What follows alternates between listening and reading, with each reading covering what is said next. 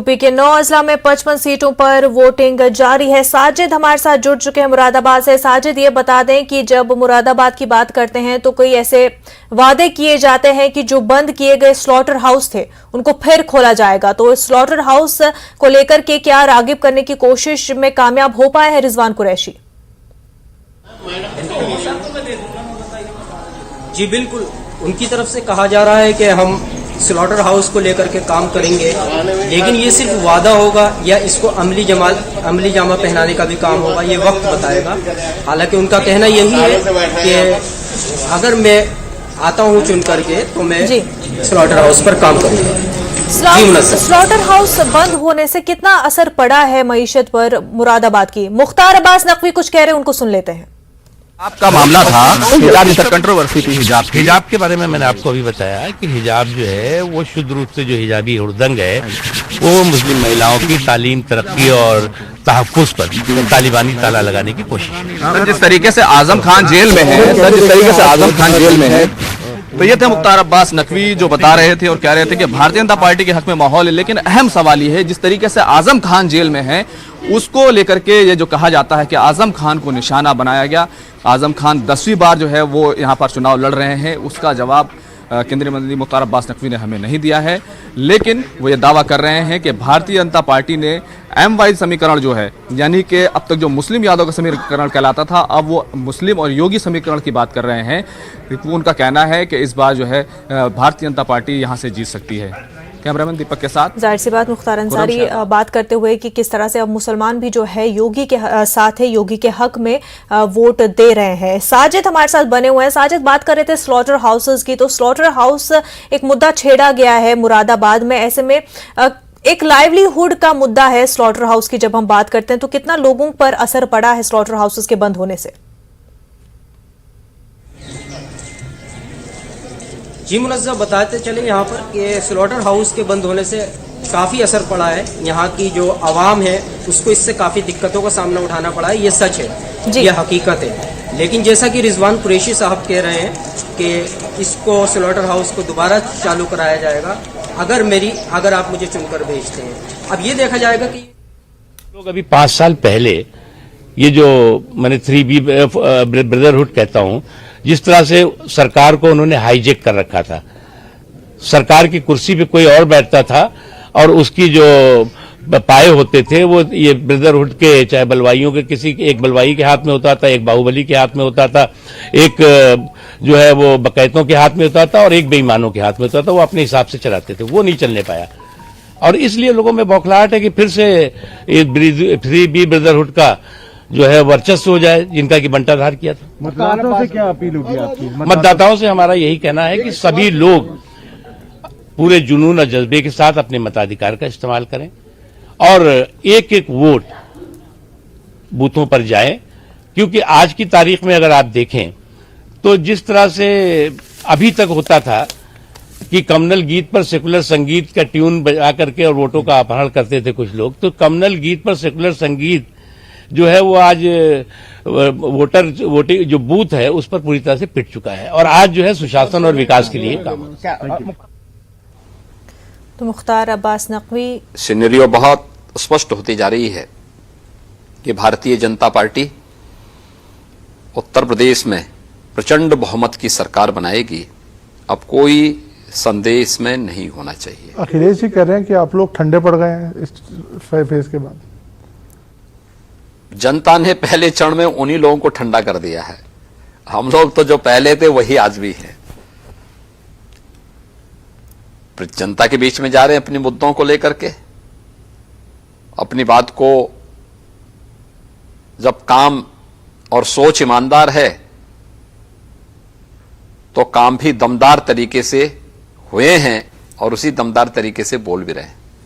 तो विपक्ष कहता है कि आपके पास मुद्दे नहीं है, रोजगार पे आप बात नहीं करते, डेवलपमेंट पे आप बात नहीं करते। देखिए, भारतीय जनता पार्टी ने चुनाव के लिए अपना लोक कल्याण संकल्प पत्र जारी कर दिया है।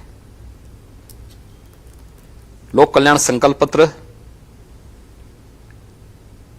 राष्ट्रवाद को लेकर, प्रदेश के समग्र विकास को लेकर,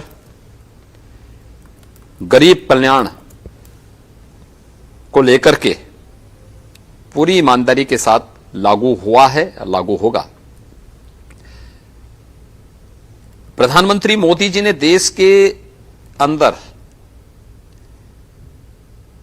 भारत की राजनीति के एजेंडे को बदला है। पहले जाति, मत, मजहब, परिवार के इर्द गिर्द बनी भारत की राजनीतिक व्यवस्था आज विकास पर, सुशासन पर, गांवों के लिए, गरीब के लिए, किसान के लिए, नौजवान के लिए, महिलाओं के लिए, इन सभी मुद्दों पर चर्चा का विषय बना हुआ है। और प्रधानमंत्री मोदी जी के जी विजन के अनुरूप उत्तर प्रदेश में कार्य भी हुआ है। और अगले टेन्योर के लिए जो संकल्प पत्र हमने जारी किया है, संकल्प का विकल्प नहीं होता। ये भारतीय जनता पार्टी की जनता के प्रति प्रतिबद्धता को दर्शाता है। और भारतीय जनता पार्टी ने अपने संकल्प पत्र को विकास से जुड़ा हुआ, आस्था के सम्मान से जुड़ा हुआ, गरीब कल्याण से जोड़ करके वह भी जारी किया है। हमने किया है और हम कर रहे हैं। सर, तो फिर ये मुद्दे कहां से आते हैं कि अली के साथ हैं, बजरंग बली के साथ हैं, 80 के वर्सेस 20? ये क्रिया की प्रतिक्रिया है। अगर कोई व्यक्ति, भाई मैंने तो 80-20 की बात की थी, मैंने कहा 80% बीजेपी के साथ होगा, 20% हमेशा विरोध करता है, विरोध करेगा। हमने जाति, मत, मजहब की बात नहीं की थी, हमने तो 80 बनाम 20 की बात की थी। 80 वे लोग जो सरकार के सुरक्षा के एजेंडे से खुश हैं, 80 वे लोग जो सरकार के लोक कल्याणकारी और गरीब कल्याणकारी कार्यों से खुश हैं, जिन्हें विकास पसंद है, जिन्हें राज्य सरकार के द्वारा पारदर्शी तरीके से ईमानदार भर्ती की प्रक्रिया के माध्यम से अपने कार्यक्रमों को आगे बढ़ाने का अवसर प्राप्त हुआ है। उन लोगों को, जिन लोगों के जीवन में व्यापक परिवर्तन लाने का काम हुआ है और जो लोग प्रदेश सरकार के हर अच्छे कार्य को हमेशा समर्थन करते हैं, 80% वे लोग होंगे। 20% वे लोग जिनको हमेशा विरोध करना है, वे पहले भी विरोध करते थे, आज भी विरोध करेंगे, नकारात्मक सोच है, वे पेशेवर माफिया और अपराधियों के समर्थक हैं, वही रहेंगे। तो ये चुनाव तो 80 बनाम 20 का है। लेकिन मैं कह सकता हूं कि पहले चरण के मतदान के बाद स्पष्ट हो चुका है कि वास्तव में चुनाव 80 बनाम 20 का ही है। 80% से अधिक समर्थन भारतीय जनता पार्टी को प्राप्त हुआ है और 20% जिसको विरोध करना था, जो वैक्सीन का विरोध करता है, अपराधियों के खिलाफ कार्रवाई का विरोध करता है, महिला सुरक्षा का विरोध करता है, गरीबों को दी जाने वाली अन्य योजना का विरोध करता है, हर एक जनपद एक उत्पाद की योजना का विरोध करता है, एक जनपद एक मेडिकल कॉलेज का विरोध करता है, एक्सप्रेस हाईवेज का विरोध करता है, वो हमेशा विरोध करते थे, विरोध करेंगे। सर, आपका आज एक ट्वीट मैंने देखा अभी आने से पहले, कि गजवाए हिंद का सपना देखने वाले तालिबानी सोच के मजहबी उन्मादी की गांठ लें कि वो भारत में शरिया नहीं चलेगा, संविधान चलेगा। ये आज ट्वीट करने का मतलब और इसका मतलब नहीं है। ये इसका मतलब है, जो लोग सपना देख रहे हैं गजवाई हिंद का, मैं बहुत स्पष्टता के साथ कह सकता हूं, ये नया भारत है। ये दुनिया के सबसे लोकप्रिय नेता से नरेंद्र मोदी जी के नेतृत्व का भारत है। इस नए भारत में विकास सबका। तो योगी आदित्यनाथ बता रहे थे कि किस तरह से बीजेपी का मुद्दा इलेक्शन में सिर्फ विकास ही रहा है और विकास के मुद्दे पर बात की। हालांकि उनके बयान उसके बिल्कुल ही कॉन्ट्रोडिक्टरी रैलीज में देखने को मिले हैं। साजिद मुरादाबाद से हमारे साथ बने हुए हैं। साजिद, बात कर रहे थे स्लॉटर हाउसेस की कि किस तरह से स्लॉटर हाउसेस के बंद होने से लोगों के जो फाइनेंशियल स्टेटस है उस पर कितना असर पड़ा है।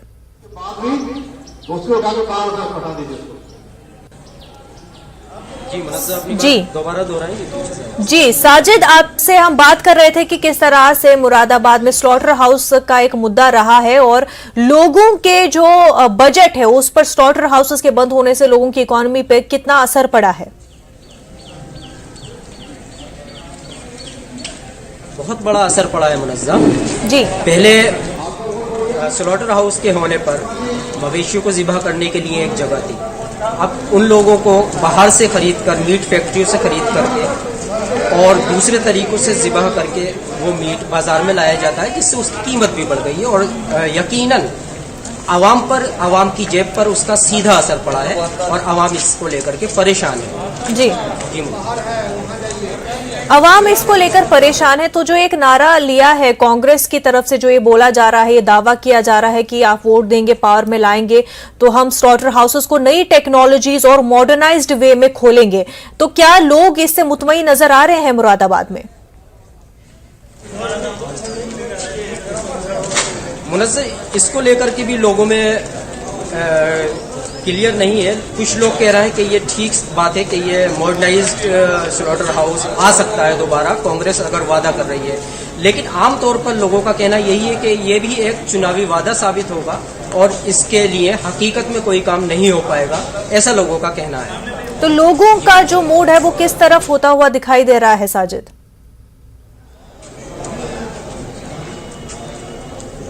लोग वोट कर रहे हैं और खुल करके तो कोई कुछ बात नहीं कर रहा है, लेकिन वो मौजूदा हुकूमत की पॉलिसीज से कुछ नाराज नजर आ रहे हैं, क्योंकि ये एक यहाँ पर जो मुस्लिम कम्युनिटी है वो कसीर तादाद में यहाँ पर रहती है। जी। तो यहाँ पर कुल मिलाकर के थोड़ा सा नाराज हुकूमत से नजर आ रहे हैं और लोगों का यही कहना है कि जो भी गवर्नमेंट, जो भी हुकूमत आए, लोगों के लिए अच्छे काम करे, लोगों की बिल्कुल अच्छे काम करे। साजिद, ये भी बता दें कि अगर हम 2017 इलेक्शन की बात करें तो 6 में से 4 सपा ने और 2 बीजेपी के हक में गई थी।